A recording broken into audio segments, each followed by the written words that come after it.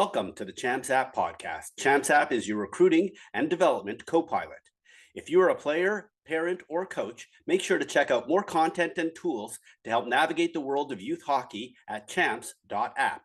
Also, if you've listened to the Champs App podcast in the past and it has helped you with your recruiting or hockey development, please tell your teammates and friends about Champs App. It would be even better if you subscribe to the podcast and review or rate us on whichever platform you're listening to or watching us on.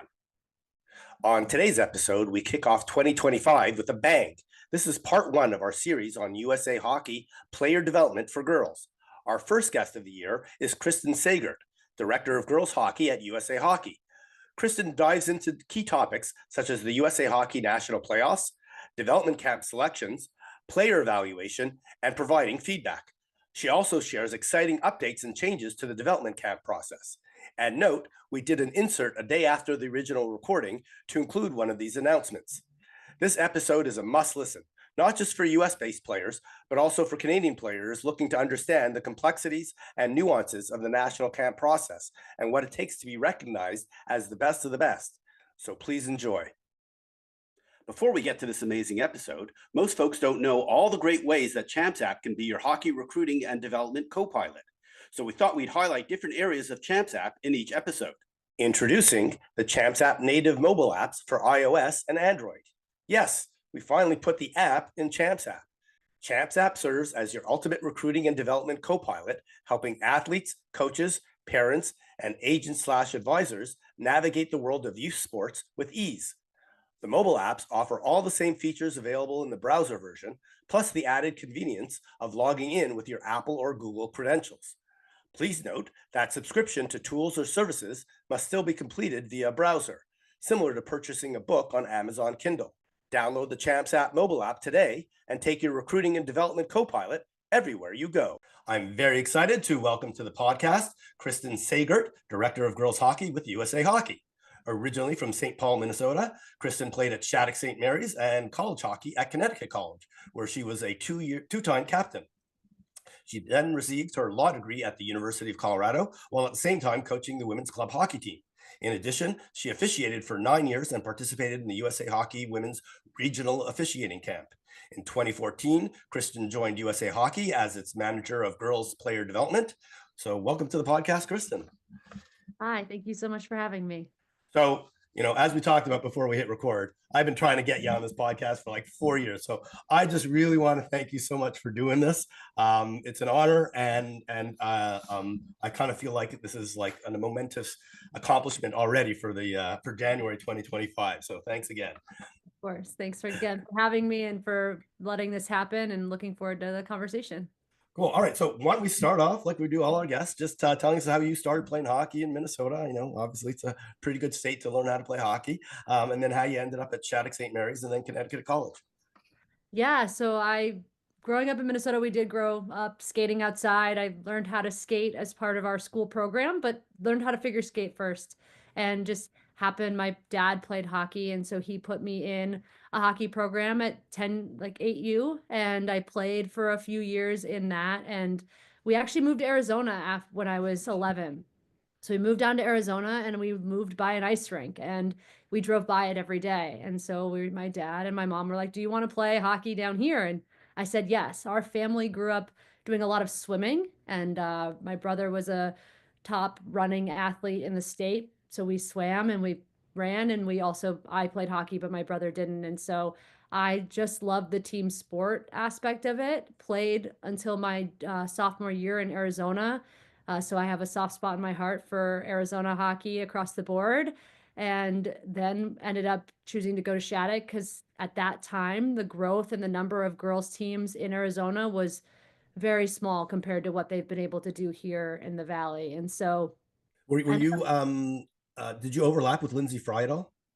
She was younger than I was, so we did not play together. Overlapped with some of the older players, but yeah, we did not get to play on a team together, unfortunately, even though there was one team for like 12-year-olds to 19-year-olds. So if I had stayed one more year, I would have played with her. I got you. Okay. Yeah. Got it. And so obviously, the options from what I understand, at least at Arizona at the time, were either go to Colorado or go to Minnesota. So yeah, maybe just talk about your experience at Shattuck. Yeah, so I ended up going to Shattuck for my last 2 years of high school. It was a really positive experience, both academically and hockey wise. We got to play the top teams in the country, got to go to nationals both years. The competition was great. My teammates definitely made me a better hockey player. And that, I mean, I still have ties with Shattuck sitting on their, I've sat on their board and their hockey advisory committee and really just enjoy what they're trying to do both academically outside of hockey, but also in, of course, in the hockey community. They are what I would say the top standard for what you would want for athletes in high school. So at the time I didn't really know that, right? Like when you're in high school, you kind of know that, but not as much as after the fact you really see what they're doing and the leadership and other things that they instilled in us as players there. So I, ended up in the college search and was in between. I would have probably not played a lot at the Division 1 level, probably could have gone to a Division 1 school, but academically really wanted to go to a school that was going to be challenging. So I ended up looking at the NESCAC schools and going to Connecticut College, where I really enjoyed my 4 years, both getting a great amount of playing time, getting to study abroad, getting to double major, right? Doing all the college things, but also while playing hockey. So it was a hard decision. I made it on the last day possible. Like it was kind of one of those, the coach at the time, Coach Steele, who's still there, was absolutely like, hey, are you going to make a decision? Like, you only have a few days. I'm like, I still have a few days. And so made that decision and went and loved every minute of it. So beautiful. So you've already led into my next two questions. So for the past couple of years, I've really tried to make the case that if you're looking to play D1 hockey, but you're going to end up basically at what I would consider one of the bottom 5 ranked teams, you really want to consider playing at like one of the top 10, especially NESCAC schools, because not only are you going to get more ice time, you're probably going to get, a great education, and overall, your overall experience is going to be better. Maybe what's your perspective? Because it sounds like that's exactly what happened with you. Yeah, that's exactly what happened with me. And one of the biggest things is school and academics, but also going to college and wanting to play hockey. I wanted to play hockey, right? I wanted to have an impact on my team. I wanted to get ice time, and I wasn't sure if I would get that at the Division 1 level. And I definitely wasn't going to be able to choose the school I wanted to go to. If I had gone that direction, I would have had a much more limited option of schools and would not have had the academic level that I got from a Connecticut college, which would have been, kind of a disservice to where I was at with my grades and my scores and all of that. And so it was a good mishmash of choosing academics, but also choosing the experience for me, which was I knew I wanted to actually play. And if I didn't play, if I got injured or something happened, I still knew I really enjoyed the school and would be challenged across the board in other areas. So for me, I agree that they overlap so much, right? Top end ACHA overlaps with Division 3 and some Division 1. Division 1 at the bottom overlaps with Division 3. So there's not these bright lines of where the talent will fall. There are kids that can fall in any of the three buckets. So they really have to look at the school, where it is, the size, the location, all the other factors, because hockey's really like the bonus on top. Amen. All right, cool. All right, so now I have a very tough question for you. Kristen Steele, does she get her own private plane to go to every USA Hockey event? Because I've seen her at everything, and I don't know if that's because you're at USA Hockey or because she just loves hockey and wants to be everywhere. But I've seen her at Pacific Districts, I've seen her at Nationals, I've seen her at everywhere basically. What's going on with Kristen, and how come she's so invested in USA Hockey? Yeah, I mean, she'd be mad at me if I said it was because of me, especially, like my name's spelled with an E-N, hers is with an I-N. So we've always battled in a good way over all of that. But she was invested and involved before I even graduated. How she saw me, she was at a Rocky Mountain District camp. She has been involved at camps and clinics her entire career, and that she's mentored coaches. She's had a lot of assistant coaches come into her program that she's moved on to bigger programs and are still coaching. And at the end of the day, I say it's because of her dedication, her time, and her love of the game. Like, because she does spend a lot of time at camps and events. But It has nothing to do with me. It's like All right. an experience. I mean, she's been at Connecticut College for a really long time. We won't talk about numbers because it makes us both look old, but it's been a long time. And Yeah, she was there even for a few years before you even got there. So yeah. yeah. All right. All right. Yeah. Let's just talk quickly about going to Colorado, getting your degree, coaching, and maybe also your interest in refereeing and officiating. Yeah. So when I got to Colorado for law school, there was a rink on campus, and I of course went to it and was like, "Hey, what's going on? Like, what do you guys have?" And they had ACHA club hockey at the Division I level, and I met the coach who was a referee. His daughter was a referee. She's a highly leveled referee into the Chicago area now. And they introduced me to their program, but also into officiating. And so it was a great distraction during law school to be able to go coach, to be able to go referee, to get on the ice, meet an amazing community of people in the Colorado area. And really, I continued to do that for all 3 years of school, and then continued to coach after I graduated with that program at the ACHA Division I level. And I learned a lot about what the different what different programs have and offer, because it definitely varies across the board, and learned a lot about coaching in that time frame, because I hadn't coached anything but learn to skate. I coached learn to skate in college, and had not coached until I got into that. And it was eye-opening, but to have those two mentors that had been so involved in the community were essential to all of it.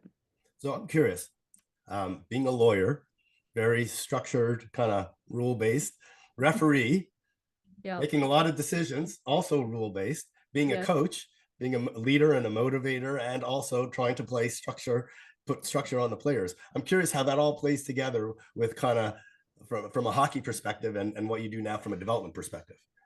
Yeah, I think there's the balance of the coach's influence on the game, or the referee is the knowledge of what the structure could be and where we can have structure. Like, what are we in charge of? Like, we need to have a plan.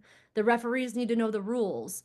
And so you have this stuff that you come to the game with, but at some point you have to, and it might be harder for some of us that have that more structural nature, is you have to let go. Like, you have to let go and let them experience the game, put them in an environment where they get to make decisions. And I think I had the most experience of that with the high school team I coached in Colorado Springs. So I coached a boys high school team for 8 years there, and they did so much better when they got to learn it themselves. Like, I couldn't just tell them what to do or where to go. As much as I like a pretty practice and structure, I had finally learned to let go of that, and that allowed them to get better. And I think the same with reffing. You can't control it. You have to make the calls that exist because of what the players did. And that's how it goes, right? You can't really control everything. That's been a life lesson. I mean, there's a lot of things that allow me to be structured, but I've learned definitely that there's so much more learning that happens when we let it be messy, when we let them have opportunities for growth within the game. Perfect. All right. So how did you end up at USA Hockey? And then we'll get into your role. Yeah, I was super fortunate. So coaching in the ACHA, we were eligible to coach for the World University Games, and the World University Games took place every 4 years, or actually every 2 years. And so I was invited to a USA Hockey meeting. I met a handful of people who still work here, like Katie Holmgren, who works in our membership department. And I got to know people and just kept networking and communicating. And I eventually was asked to be the assistant coach of the World University Games team, and then the head coach. And in that, someone had mentioned, like, oh, there's a new job open at USA Hockey. It's a player development job. It's new. We haven't had anyone in it. And it was under Reagan Carey. And I told them, no. Previous guest on this podcast, just for the record. Reagan Carey was a previous guest. So go ahead. Absolutely. And so I was like, no, I have a job. I'm an attorney. I went to school. Right. So I put it over in that's kind of out of my structure. Nope, I'm not going to do it. Give it a couple weeks. And I was like, I keep thinking about it. So I applied and I got the job and ended up being able to work at USA Hockey full time and in player development. And I've been here ever since. I hit 10 years last month, and I have not looked back at all. It's been wonderful.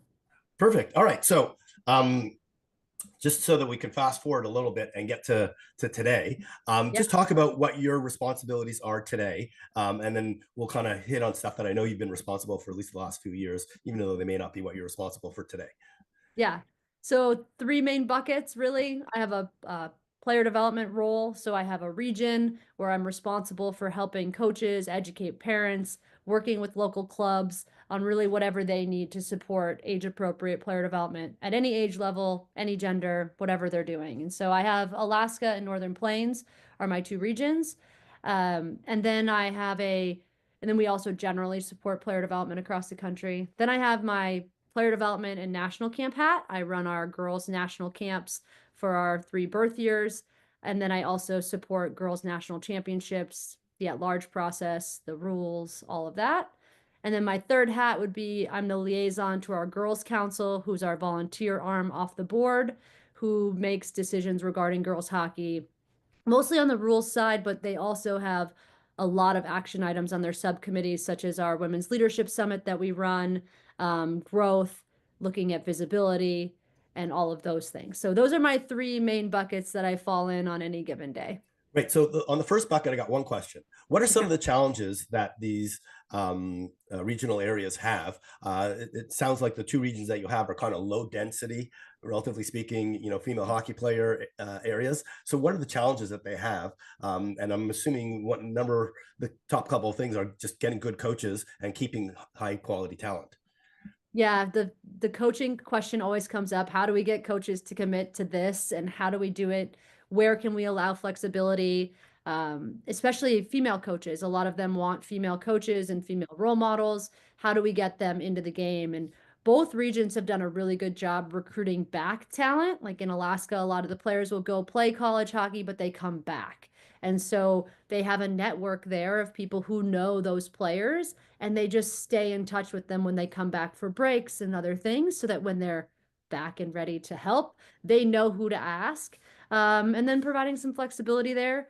I think the other thing is, how do we get enough girls to create a girls team, or enough girls to create several girls teams to create equal competition in a reasonable playing area, right? If you live in Alaska or even in the middle of Wyoming, you have to travel a lot to play at the tier 1 level, right?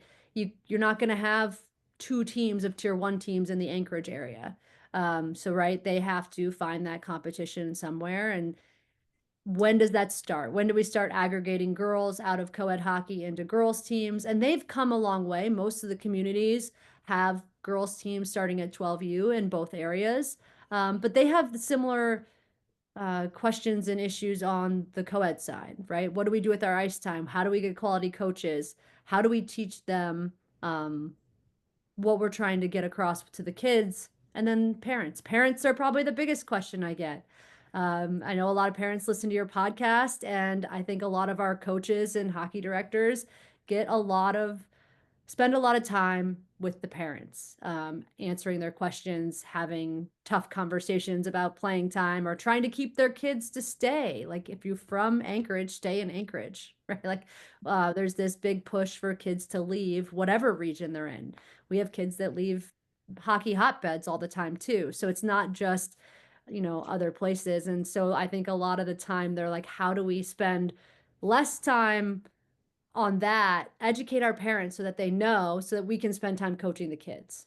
Yeah, absolutely. I just saw one of the under 18 players for USA Hockey is a Minnesota player playing in Massachusetts, which is weird, but okay. It happens. You don't Yep. expect it, right? Exactly. All right, we got to keep moving. I got like 3 USA Hockey general questions, more random.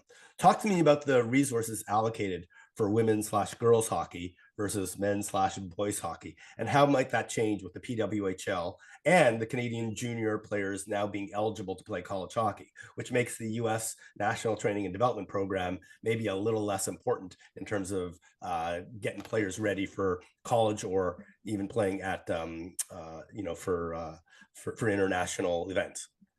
Yeah, I would say USA Hockey, under our current board and our current executive directors, they're very supportive of girls and women's hockey. They know that the growth point is with that community, that we have continued growth from the increased number of girls coming in to play the game. And there is not a difference in resources when it comes to what we provide at our player development camps. Actually, sometimes we provide more resources at the girls' camp than the boys' camps, and our national championships and other things that we do fund, right? We only control certain things at our level, but I do find that we are more supportive of girls hockey than I think is externally seen. And even more so over the percentage. Like we don't operate it like, oh, there's 20% females and 80% males. That's how we're going to allocate a budget, right? We still get to run our programming at the same level. Our national camp is a great example of we have almost the same number of players, even though percentage wise, that wouldn't actually make a lot of sense if you were doing it just numbers wise. And our grant money that comes in to support our programming from outside is not allocated to either youth hockey or girls hockey, and our player development managers and our membership department. They're all responsible for the growth of both, and even our other areas of hockey and the para side.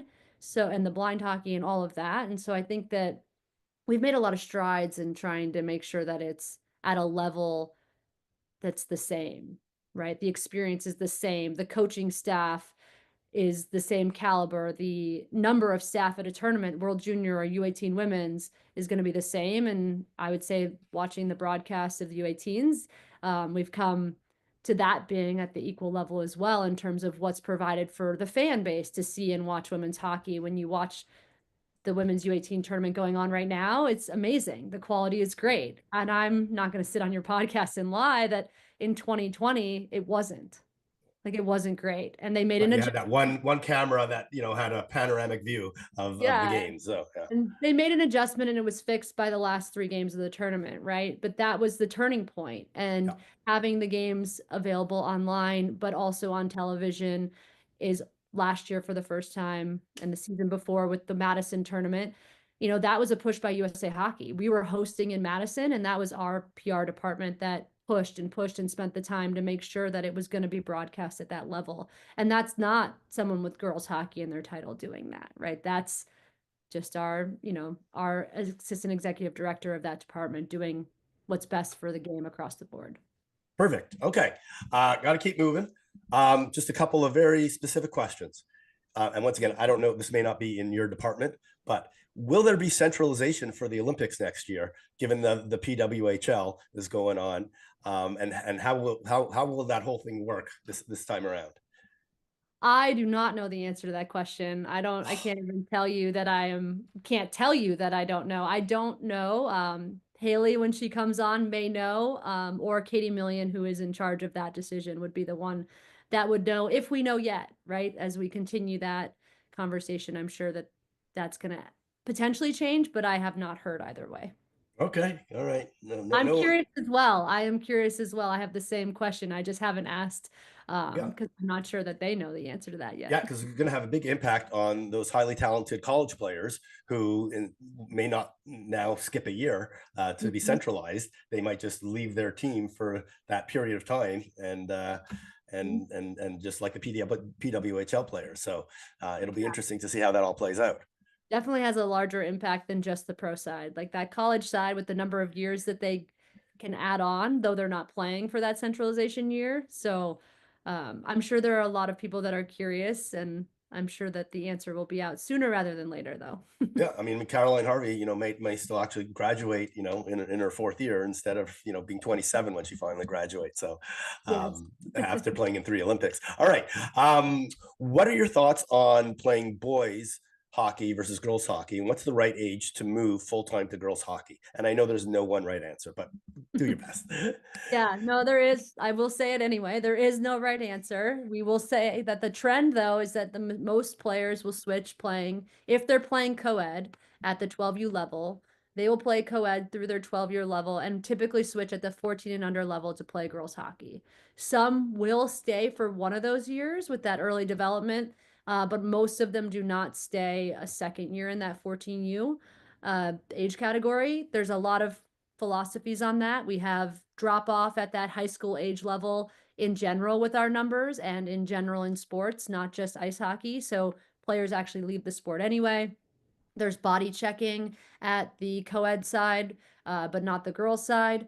We have more all girls teams available at the 14U level than we do at the other levels. So there's a lot of reasons, but for me, it's what's available for that family, right? Do you have a 12U girls team available? Do you have a 14U girls team available? Is it at your closest rink? How far do you have to drive? How is the program going to treat that player? Are they getting the same development as they would at the girls program? What is the ice time? How is the coach? Like, right, we want them to be getting ice time and being developed at, 3 times a week at least on the ice for practice, if not 4. And so are you getting that with that program? And so for us, also, girls socially tend to eventually pick that they may want to play on an all girls team. Not all girls, some girls want to continue to play co-ed. And so it's, as a parent, I think it'd be really hard to have the conversation of your athlete says, I want to play co-ed. Okay, what do you do, right? Like, there's a girls team available, but they still want to play co-ed. Okay, can they? Can they play at the co-ed level? Is it safe from a body checking standpoint? It should be, right? At the end of the day, females are earlier developers. They have the ability to have the same strength as the boys at that age. So it should be fine. But what size are they? What position do they play? Like goalies, by all means, they're going to play co-ed probably longer. But that's where I end up with a lot of questions for parents, which help kind of flesh out what the right option is. But I'm not always a firm believer at 12 years old to drive 3 hours to play on a girls' team. It might be a good option if they're getting enough ice time, they're still having good school socialization, they're getting all the things they need. But would I want, it's like a hard decision as a family to do that 4 days a week, right? So Perfect. co-ed is probably the better choice if it's right there and readily available. So you hit on one of the points I wanted to ask about, which was, for goalies, if they're really good, and there's quite a few high-end goalies in the US these days who are good enough to play on boys teams, at top programs. And so kind of, is that where the exception kind of comes into play, where, they actually don't want to play girls hockey, they want to play co-ed hockey because they actually feel like that's the right level for them, and the stuff like body checking doesn't really come into play. Yeah, we do see more. Like that would be where we see more top end goalies would stay in the co-ed game longer. But not all of them, right? Not all of them. We have very good goalies that have played girls hockey, and they wanted to be on that team, right? What environment's best for them. And not a goalie expert, absolutely a goalie coach of some sort, because we all need to be. But I do know that there is a difference in that game. And sometimes there's an adjustment that needs to happen when you go from playing a different type or style of game, which sometimes the youth game at a certain level looks a little different than the girls game, whether that is from just how the game is played, or the shots or the location of shots or anything else. 100%. I know my daughter tells me she tries to find out if the goalie used to play with boys or play with girls because it makes a difference on where she will shoot based on Yeah. on their behavior. And related to that is, one of the challenges that I saw in our family was playing on a boys team for an extended period of time. There are certain skills you can't develop playing on a boys team, just given the level of play and the expectation. And so some of the being highly creative, being very confident with the puck and holding on to it longer is not something you develop as well in those later years on the boys side, just given the size and the speed of the players that you're playing against. Yeah, do you have a perspective on that? Yeah, I think the size and the speed impacts it, but also how the game is different. Like without, and I know we're transitioning and having these big conversations about body checking and where it's at in the women's game, and we're going to keep having them over the next handful of years, especially at the youth level. But the game is different because it has body checking, and that fluidity that you get in the women's game, there is more flow. And so you do need to have the skill to carry the puck, the skill to angle without a body check, the ability to get the puck back without a body check is a skill that not all of our co-ed players have. And so you need to be able to build and develop those. And at some point, the girls' game is going to provide those. But do they have to? No. But right now, with the number of girls' teams in our country, like there is a development opportunity for any girl to play on a girls team. And we're seeing that trend, right? Like as we interview and talk to our athletes at the older end of our national team, a lot of them will have played co-ed. When we look at the younger age group, the majority of them starting at 14U played girls hockey, right? And so when the game has grown so much in the last 20 years, even for myself, but even in the last 10 years, the number of girls teams available has changed the dynamic of that question, I would say, that now it's really most of them end up playing on girls teams. Perfect. All right, we'll wrap that one up and move on to nationals. Thanks. That's a great conversation. All right, I got 2 questions on nationals, very kind of specific stuff. How do at-large invitations work for U14, U16, and U19 nationals? Is it entirely based on my hockey rankings? And do you try and limit the number of teams from one district? So for example, sometimes there are multiple Minnesota elite teams eligible for an at-large invitation, but there isn't always consistency if 1 or 2 teams go. Yeah, great question. So we have an at-large committee that does look at everything, and it's not based 100% on my hockey rankings. We can't. At the end of the day, the ranking system that my hockey uses has inconsistencies, flaws potentially, right? Like not all the games are in. There's some weird stuff that happens in there, as we all know, in terms of weighting and goal differential and all kinds of things. So we use it as a resource. The public My Hockey rankings are a resource. And we also have a top 25 ranking that they develop for us, which is against the ranking against top 25 teams as well, just so we have that. But at the end of the day, the at-large committee will look, once we narrow the group of teams we're looking at, then we're going to dive into those schedules and those games and who they played against and who is a runner-up in a district. At the tier 1 level, it's different than at the tier 2 level because we have at-larges at the tier 2 level as well. At the tier 1 level, there is not we don't have any consideration of how many teams from a specific district. So for us, with the Minnesota question, it depends on which of those teams is willing to come. Minnesota has their play down so early that those teams make a commitment whether they want to be an at-large pretty early on. And then before our at-large call, we make sure that any teams that are in that pool we're evaluating are like actually want to come or able to come with a full roster, right? We don't really want anyone to show up with a small roster because half their kids are on spring break or something, which can happen when your season was done in the fall. But that's no different than I say, like, we've invited multiple teams from Massachusetts multiple years and multiple teams from Minnesota. And it's really who's the next best team. And when you look at those teams or those schedules certain years, they're the next best team. Other times, if there's an upset, right? Like the at-large process. There's always one district with a big upset, right? Yes. And yes. So, there's a team that was number 1, at least according to the rankings, it makes sense that they get in there. Yeah. Yeah.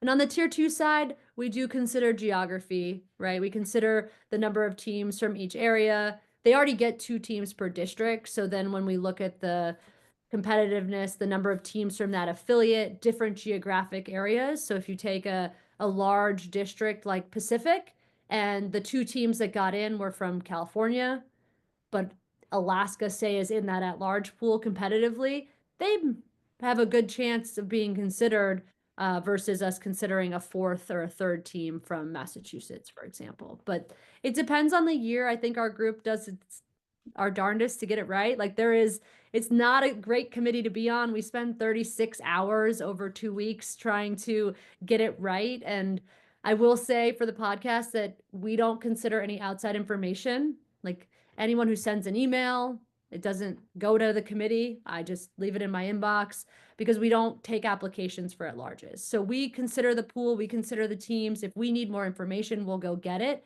But there's no process needed for someone to request an at-large, right? We'll get That's why that. It's called at-large invitation, Yeah, not at-large bid. Yes. Yes. So nobody needs to reach out. And I know that that's kind of confusing. And the only time we ask for someone to submit info is if they think that there's something really wrong with a roster or major errors on My Hockey rankings. But those I feel like we get anyway, right? And we send them over to My Hockey rankings to get them fixed. But yeah, that's the biggest thing. People think they need to vie for their case. And They don't. We do our due diligence, and I'd say we get it right 98% of the time. And we don't get it right, it was a close call. Got it. That's not one that I actually had a lot. I've ever heard many complaints on. I was just curious how it worked because I was always surprised when these Minnesota teams didn't get selected or Yeah. they passed on the opportunity. Yeah. Now, this one I do want to chat about because this would be enlightening to me. How does the girls' high school team get selected to nationals? Because last year Naha won, and the year before the Shattuck U19 team won. Now, neither team actually played a high school hockey schedule. They really played a U19 schedule. So the optics don't exactly look great. And maybe it looks a little unfair to the teams that actually do play girls high school hockey, like a real high school schedule. Yeah. So the girls' high school division is growing. So right now the criteria is pretty broad in terms of what type of team you would need to be or what games you need to play. But the criteria really fits that all the players on the team have to be in high school. You can't have any post grads or eighth graders. They have to be enrolled in a certain number of credits. So it comes down more to their like that they're in school and in high school than the schedule they actually play as a team. And yes, we know that likely our 16U and our 19U athletes are in high school in some way. But we're hopeful as it grows that we would be able to have two different divisions. One that's like more pure, like they play on their high school team with each other as like a single team.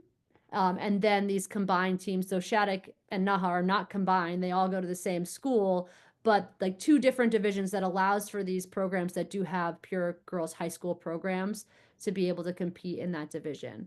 But we had on the boys side of high school, there was used to be a prep division, a combined division, a pure division. And so the Nahas and the Shaddocks would fit into a prep division, and these other teams would have fit into a pure or combined.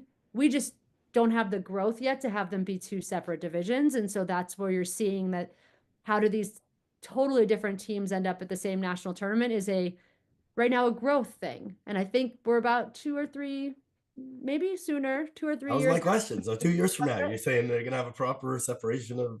That's been the goal. Our high school section's been talking about it. We have really good numbers for this year, and it's been an ongoing conversation of do we put rules in to separate it and make it like put rules in to do it, or do we let it keep growing and then create rules around it, right? We don't want to stifle the growth of it because we find that it's a really good opportunity.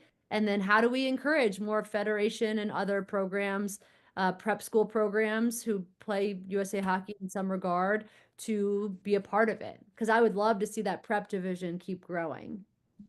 Especially with all the new hockey academies coming up tied to a prep school. So yeah. Or even the traditional ones. I'll take the traditional schools as well, right? Like, why not? Of course. Okay, let's move on to development camp because we're only halfway through this. The stuff that I wanted to get through. So, when you and I spoke 4 years ago, we had a great conversation about thinking. At least the impression that you left with me was, don't just think about it as this year's camp. Think about this from a multi-year perspective. So help me understand the big picture, or help the audience understand the big picture, even if you make or don't make, a specific, a camp in a particular year, that the process is non-linear, it's long. There are players who didn't make 15s camp who made the under 18 camp this past year. And there are also many players who made under 18 camps that had to go back to the 16, 17s camp the following year. So help provide folks the perspective that you shared with me about how to think about all this. Yeah. So athlete development's not linear. So at the end of the day, when you look at a 14-year-old and when they're trying out for a national camp versus say a player who's about to turn 18 in their last year of eligibility, there's a lot that can happen in those 4 years of development. And for us, we want to make sure the process allows players to be successful at the right time. And sometimes kids are going to have their most successful year at 15 and they're going to get invited to U18 select camp, now the national festival, and have a stellar year. And that's where they go that year. And sometimes they stay there. Sometimes they make a U18 team. Sometimes they don't. And then other kids are not quite ready at that age, whether that's when and how they developed, they have more time and work to put in. and they're going to have their best year at the 16 or the 17 level. Or let's be honest, when they're 24 and graduated and at the pro league and make the national team after college, right? Like a lot of them aren't going to have this peak during the U18 time. And for us, I see that our top percentage, like our top 4 or 5 players, yeah, they're good and they're good through the whole process, right? Caroline Harvey, she was good at 15, she's good now, and we hope is good a long time, right? But that's not the case for all of our athletes. Like a Haley Skamura, who's on our national team, never made a national camp, right? And she didn't make a national team till after college. So for us, we want to make sure that if a player comes in to 16, 17 camp and does okay, say they get a B or a C grade their first year, we do not write them off. It's not, oh, they're never going to be invited back. It's come back and try out next year. Use all the resources we gave you that your coaches give you all year. Get better, because that's really the goal, right? We all want to get better as we keep playing. And show us how much better you are the next year, and you're going to be given an opportunity to make it the next year. I don't keep a pool of players that didn't do well and like put them in a jar on my shelf and say, you're not coming back. That would be terrible, because that's just not how it works. And I would say it's definitely not based solely on your 1 week at camp, right? It's a weird environment, especially for 15-year-olds, right? Some of them are away from home for the first time, new teams, not playing with their same teammates, different coaches, different food, all of that. Like some kids thrive on that and have a good week. Some kids, it's not great. Like they're a good hockey player all year. They get to national camp and we don't really know what happened. Well, that's why when you talk to Haley and she does watch our players during the season, there is an element there that they will still be considered going forward or even within that season, right? We have other avenues for the U18 team specifically has an October tryout camp for that reason that, okay, camp happened, but let's watch these kids in August and September. Okay, that was wonky, but she's just as good as she was last season, which earned her spot at that camp. Come to this tryout, and are you ready? So we try to create little safety valves for the kids to, have success and failure, but there's no one set process to make the U18 teams. Every kid is and differently. having tracked this now for 4 years, I have seen the ups and downs of players. There are a lot of players who were on their U18 team as a 16-year-old or weren't on it as a 17-year-old, and there was some that didn't make the festival, and now they're in Finland. So yeah, exactly. all right, let's get to the affiliate level. How do you ensure there isn't politics at the affiliate level? In several states, there are multiple big name clubs, and the affiliate selection process is run by someone from one of those clubs. So I've heard from multiple folks across the country that there is frequently a bias based on which club is the affiliate leader is from. So I know of 1 year where you actually sent a USA Hockey person to oversee the selection because people complained the previous year and about the politics, and I know that worked. So like maybe just talk about that, because this happens across so many districts. I literally have heard from multiple districts about this kind of issue, and even more so on the boys' side. So Yeah, the affiliate side can be challenging because someone does need to be the volunteer. Like someone volunteers their time to run the affiliate camp, and typically it's the girls representative that sits on the affiliate board. So they already hold a role that they were voted into or appointed by the board that revolves around some other responsibilities with girls hockey and girls growth. So for me, that's a good starting point. They're not just appointed to do this camp and pick kids and they're only there for a weekend. So there's this big, like, okay, we get this benefit. It's more, there's a good amount of volunteer time that goes into that role. And a lot of times they do belong to a club because there aren't as many volunteers in the world that aren't involved in some club and somehow. And so what we've done or really tried to do in the districts, we're lucky on the girls' side. We don't have every district does not have affiliate camps. We have 3 main ones that have affiliate camps out west. And those representatives have started to bring in outside evaluators or even have USA Hockey come in to help. And so that helps not only for exposure for those players, having college coaches come in and help evaluate, but also holds that process accountable. So it's not that organization leader picking the kids. The other side I've seen is, okay, we're going to get every organization at the table to help with the evaluations, right? So we have 4 girls organizations in the state. Each one of you gets to send an evaluator, and that's our evaluation team. Those are the 2 ways we've balanced it. Right now we're seeing more affiliates go towards the college side, just because it's just an additional way that they can provide exposure for them. But I would say that I'm glad I don't have 34 affiliate camps to govern, because it is a lot. But we do have a pretty good handle now. I've spent a lot of time at affiliate camps the last 3 years, really looking at that question and trying to make sure we're making it as fair as possible for every kid, because it shouldn't be about what program they play for. Like, the affiliate should have an interest in getting the best kids to district camp, because that is good for the affiliate. Like, you don't want to send the wrong kids and then you get bad grades at district camp. That doesn't look so good for your affiliate, especially if you know you didn't send the best kids, right? The whole process is about getting the right kids to national camp, right? And then the other side is providing them development along the way at a competitive level. So how do we make those 2 things go together? Yeah, and none of this is black and white. But you want to be right more times than, significantly more than you're wrong on these Yeah, things. and you're talking about a decent amount of kids, right? These affiliates aren't getting 2 spots like they might be getting for national camp. It's sometimes 15 forwards. Yeah. And so it can be hard to decide between the 15th and the 16th forward. Absolutely. Yeah. Unless you're an expert like Haley. So I'll be interested to see what you ask her about that. All right. You ready for the hardest question? Yes. What would it take to get the names of all the players at 15's camp and 16's, 17's camp on the back of their jerseys? Yeah, so it's been a conversation we've been having internally for a lot of years, and have slowly made progress putting the U18 Select Camp names on the back of their jerseys. And I'm excited to let you know here that we will be doing names on the back of the jerseys at all of our girls player development camps starting this summer. Wow. Breaking news on the Champs App podcast. Very exciting. News. All right. Wow. So I've been beating the drum on this for about 3 or 4 years. So I'm so excited for it, and I'm even more delighted that you were able to make the announcement on the podcast. So awesome.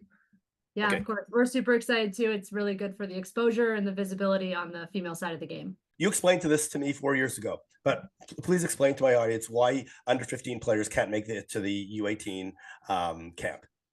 Although I may be mistaken, I think one goalie was invited a couple of years ago from the under 15 camp. The goalie was invited last year from the last year to U18 Select Camp. And historically, because we'll start there because we are making a small shift this year. Historically, the reasoning was behind the camps were very close together, and they had the camps existed across the summer in a way that if we were to invite a player from 15 camp to U18 Select Camp, they will have participated in a 7-day camp into another 7-day camp, 14 days without a really big enough break. Is that going to be a great opportunity for them to showcase themselves? The flip side being, we have all year to evaluate the top 15-year-olds and decide if they fit into the top 70 girls. I think that we should be able to do that pretty well, right? Like, if they're going to compete in that camp, we should probably have seen it already during the year. Where the issue comes is when they play on a 14U team and they get to 15 camp and they're really good, and it's like, oh, maybe we do want to see them play at a higher level before the season starts. So for us, it was a combination of, I think that we can get it right without having to have them come to back-to-back camps. If we want 15-year-olds there, we should invite them at the outset. But we've looked at it, and we've actually adjusted one big thing this year. We are increasing our 16-17 camp to 10 teams, which is exciting and great. And it'll go to an all-star game, which is even more exciting because we are selecting kids from that camp for the U18 Select Camp. So not only will we have more kids, but we will be able to, because we have the talent level to be at that, but we're also going to give those top kids that prove themselves that week the opportunity to fight against the top of that camp for their spot at U18 Select Camp. And with that, U18 Select Camp is going to be smaller. And it's going to be the festival. The Select Camp and Festival are still going to be one in Lake Placid for a week, but it's going to be 2 teams with 46 players, like a standard national team 23-player roster. Because it's going to be smaller, if any players from 15 camp, like if our staff feel any 15 camp players are good enough to go to that camp, they'll be able to go. So you're breaking news on the podcast. This is awesome. Thank you, Kristen. Yeah. All right. So last question, just general question on development camps. Can you just explain what the under 19 camp is? Yeah.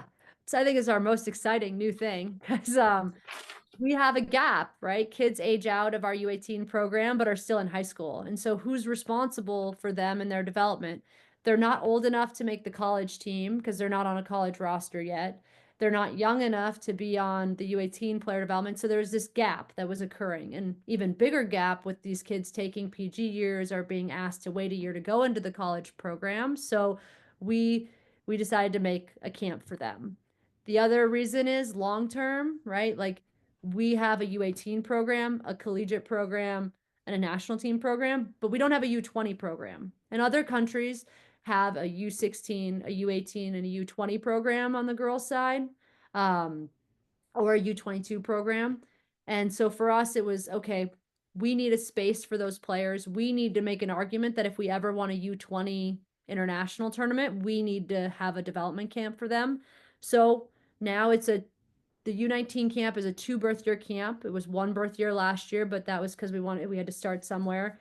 So this year it'll be the 2006s and the 2007s are eligible for that 2-team camp, which is really our buffer between the U18 program, national team, plus more that didn't make the national team, but were in that bubble to show what they're doing in the meantime so that when they get invited to the collegiate camp, they're more prepared. And we've seen them more. And there are no tryouts for this. This is invitation only, correct? Invitation only. Yep. All right, we got to move on to player evaluation. So what is the criteria by position that you guys use to pick players from the 16, 17s camp to go to the 18s camp? Now, I know you have like a form and an evaluation thing that you send out to players, which has like general skills that they look for, then specifically by position for defenders and for forwards.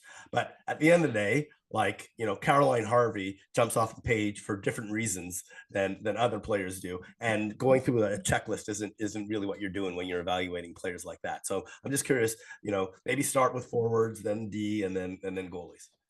Yeah, for us, it does vary a little bit. I mean, having Haley in her scouting role has really helped support and create some consistency in what those conversations are going to really look like in the evaluation room.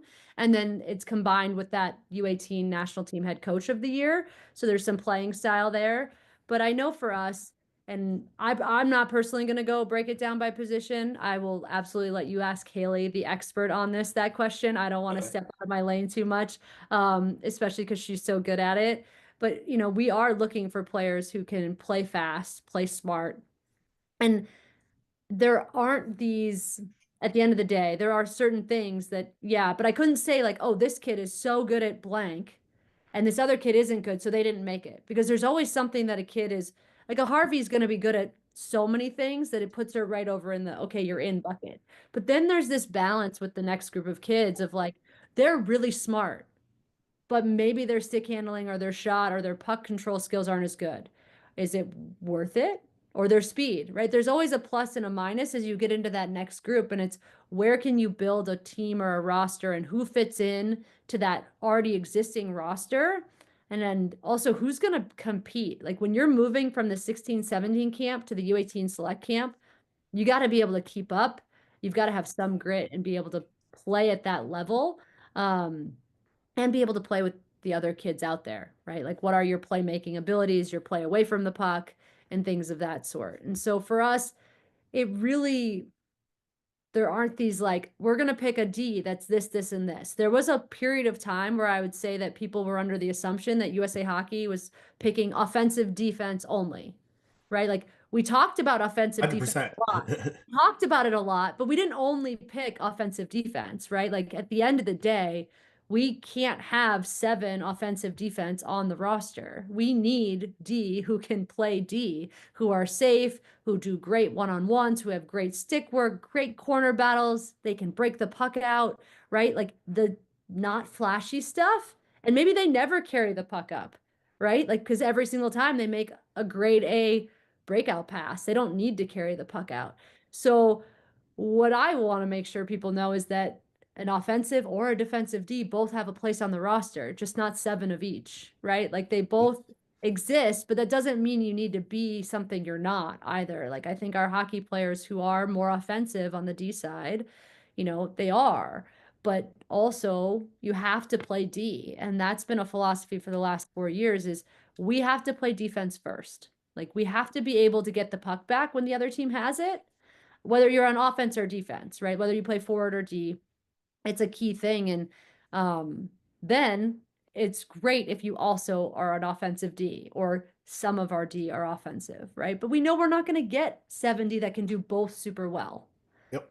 Just no different than where do you fit as a forward, right? Like the top 2 lines exist, but who can play a 4th line wing position, right? When they're building the team, it looks very different than let's pick the next 7 best kids.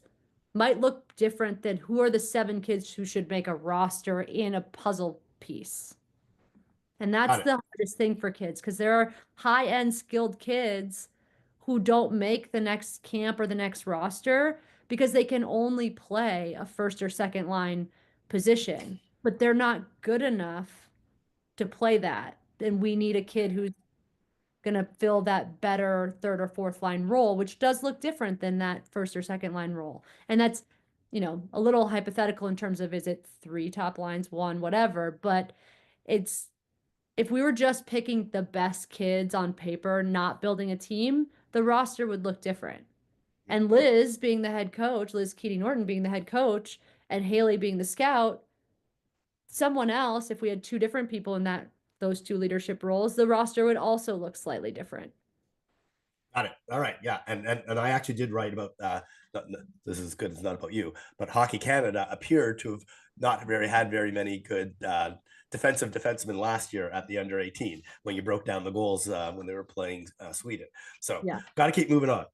From a goalie perspective, do stats matter? I can't tell you how many times goalie parents send me GAA, like the goals against average. Yeah. And I know like your goalie evaluators are getting on the ice and looking at, agility and reaction time and confidence and all that kind of stuff. But at the end of the day, I also saw some really high-end goalies letting some goals at these camps and they didn't get picked.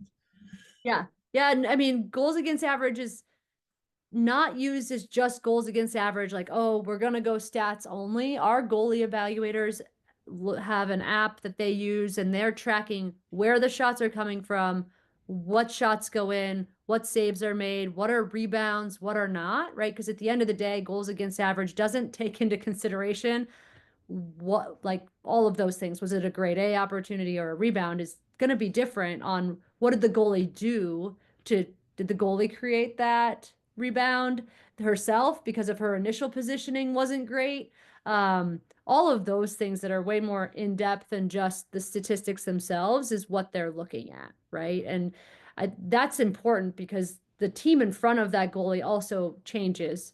Like at camp, you're given the roster that you're given, and some teams are, as much as we do our best to make them as equal as possible, it's not always the case. And so that can vary too. And we can't just hold that a breakdown by the players in front of the goalie is the goalie's fault. Or sometimes goalies do a great job of creating more shots for themselves, not on purpose, but they're out of position on the initial shot that leads to another shot that they save, that can change the whole thing. Got it. All right. So from a forward perspective, how important are results like points? So in 2022, none of the top 7 point getters advanced, and 3 advanced with no points. In 2023, none of the top 3 in points advanced, and last year only 1 of the top 5 advanced, and that was the number 1 point getter. So you can see how some folks might feel frustrated after doing everything they could literally do to put themselves, with points on the board and then not get selected. Help me understand. Yeah, I'll start with one of the reasons we're adding an all-star game is because evaluating players across 8 teams at that point, at that level, can be challenging. So we do think that'll give some of those opportunities to kids who were scoring or had these goals. Can they compete in a tighter environment against better kids?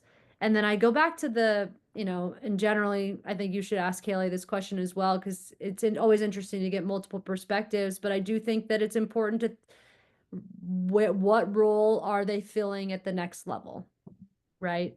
And it's not all about points. Like it really isn't. How did they get those points? What are their other habits and skills?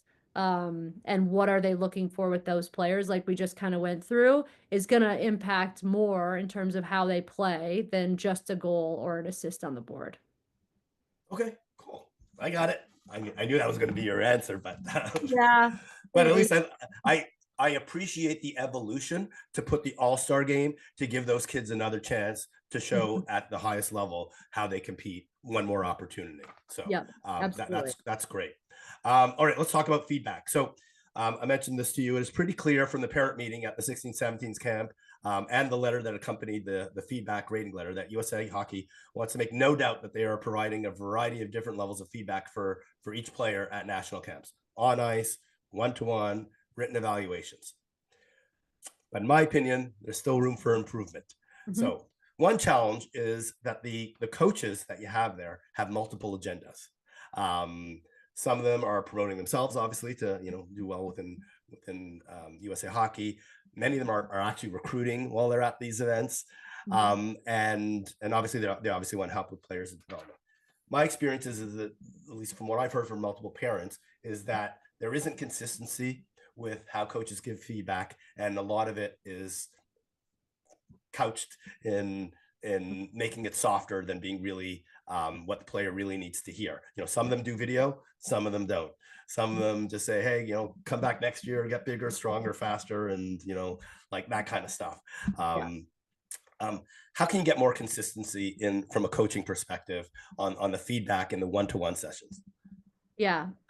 For us, the smaller the camp, the easier it is, right? So we'll start there. That like once you get into August Fest or U18 Select Camp, the one-to-one feedback is more consistent because the coaches have seen all the teams, all the players. They're very familiar with the pool.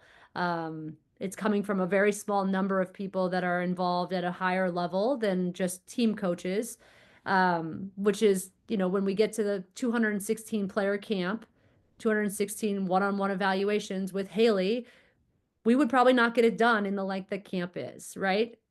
So for us, that would be the most consistent way to do it, but she'd have to have seen them and gotten to know them well enough too to provide that feedback. And so we've created what we want to be a feedback conversation. That one-on-one is not meant to be their only evaluation. Like at the end of the day, their written evaluation comes from USA Hockey, not from their coach. And that's supposed to give them a more realistic area of where they fall versus putting it on these coaches, like you said, that may want that player to come play for them. And they get to have to tell them that at camp, they're average. That doesn't go well, right? Like that's not what we want. We don't want to put them in that position. It's not their job. It's not their role. And so we just want them, those conversations are meant to be more that the player comes with their strengths and weaknesses and that coach expounds on them. It's not necessarily meant to be that coach is sitting there giving them feedback or necessarily a reality check if they need it. Like we are happy that we're the ones that have to do that. We're not going to put that in their hands. And so it does create variety. I would agree that in that, but I do think having Haley in her role, last year was her first year in that role. And so it was an observational year, right? Like, what do we do? How does it work? Going into this year, her now knowing how it works, we're going to be able to continue to make improvements with it. I don't know exactly what they are yet. She and I are, going to be chatting here after U18. Once the whole process is done, we start the next process. We don't like to get ahead of ourselves, but it is helpful to have that person to continue to improve where the feedback is and how they get it and what it looks like. For me, I think it's important for coaches to talk to the players at camp, but there is a line, I would say, that where it's drawn that they're there, they've only known them for 4 days in the case of 15 camp. Like how much quality feedback can be given in that period of time, right? Like for me, it's like sometimes a lot, sometimes not a lot. And what I want to work in over time is how do we work with our local coaches to also provide better feedback to their players? Because what I've learned over time is that also doesn't happen because they're recruiting and trying to keep those kids. So they don't want to be too honest with them about where they need to improve or where they fall on their roster because of the same issue that we're having at the college level, which just goes round and around, that like, wait, who's actually taking responsibility for helping these kids get better? Because they're not all A's. They're not. Amen, Kristen. You're They're preaching to the not. choir on all this stuff. Um, I think one of the biggest challenges in hockey, doesn't matter if it's boys or girls, is really getting good feedback that is actionable. And that unless you're hiring someone as a third party honest broker and all this stuff, everybody else has a vested interest, or they're just, you know, really good people who and they are hard to come by. There aren't all of them. All right. Just got a couple more questions for you. Do you consider the players and or parents who attend player development camp your customers? yes, absolutely. Okay. Yeah, So, 100%. like, you know, are they your buyers of your product that you're offering? So if yes, do you formally solicit feedback from players or parents after development camp about their experience? We have done surveys, but not every year. Okay. So you know, I don't know if you're familiar with like Net Promoter Score, or like which would you recommend this USA Hockey Player Development Camp to a friend? Yeah. But you know, what are the customer satisfaction ratings look like? And do you use that feedback to improve? It sounds like you're still continually making improvements every year, but I'm wondering how you use feedback from your customers to improve. Yeah, so we do use surveys with our coaches and our staff at camp as a starting point for the internal improvements of camp. And then we have done player surveys, and we will do a player survey again this year now that we're at Miami another year, to check where we're at on everything, right? And make sure that that player experience is positive, and also see what they enjoy and don't enjoy, right? We do provide a good amount of content at camp, and want to make sure that that's still valuable for our athletes, and that they're getting something out of the time that they spend in the classroom or with different people.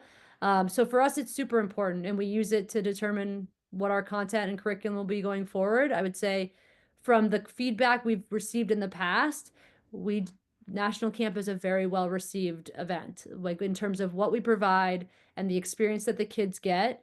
Even in St. Cloud, the experience was very positive. And then once we saw the numbers go down on food and housing and a few other things before COVID, we knew it was time to move. And then COVID happened, so it took an extra year to make a transition. And now, of course, being at Miami, those responses were extremely high. But we're not going to just sit and assume they're going to stay high. So we'll do a player parent survey after this year's camp. And then we do a coach survey every year. My only 2 cents is send it to 100% of people who attend camp. So yeah, that's my only 2 cents. Yeah. Last question. What advice do you have for parents and players who are going through this process? And there is a lot of anxiety, stress, frustration, and many times happiness. Maybe, you've been through this for so many years. What's your perspective and advice for these folks?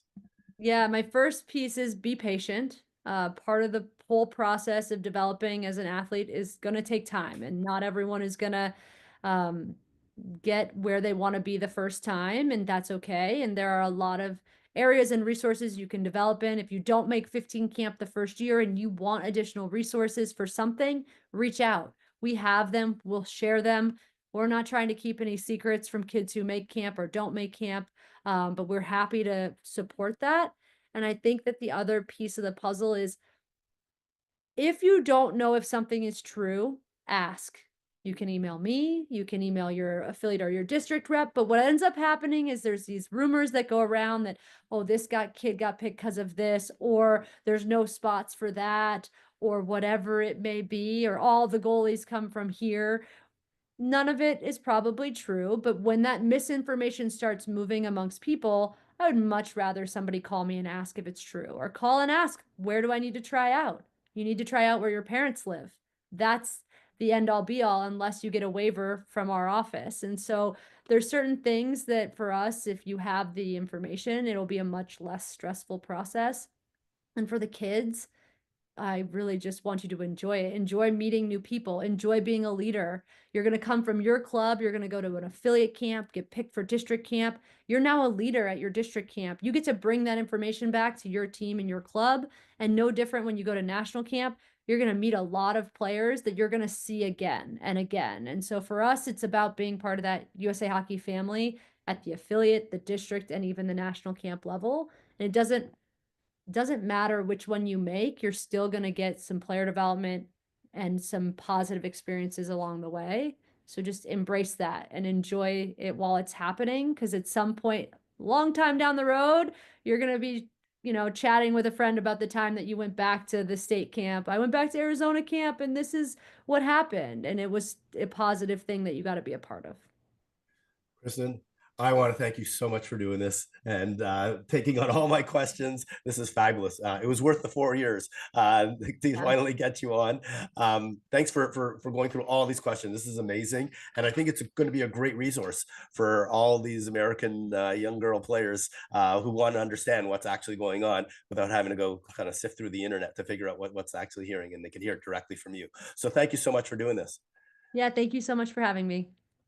I really want to thank Kristen for coming on the podcast. I really appreciate her taking so much time to answer my questions with such candor and honesty. She knew ahead of time that I planned on asking a lot of key questions that parents and players really want to know the answers to, and she took the time to address all of them. On part 2 of the series, we will go into more detail on the selection process for all the U18 girls events. You can connect with Kristen on the USA Hockey website. In addition, the 2025 Player Development Camp dates should now be available. Links to Kristen and Player Development Camp info can be found in the show notes.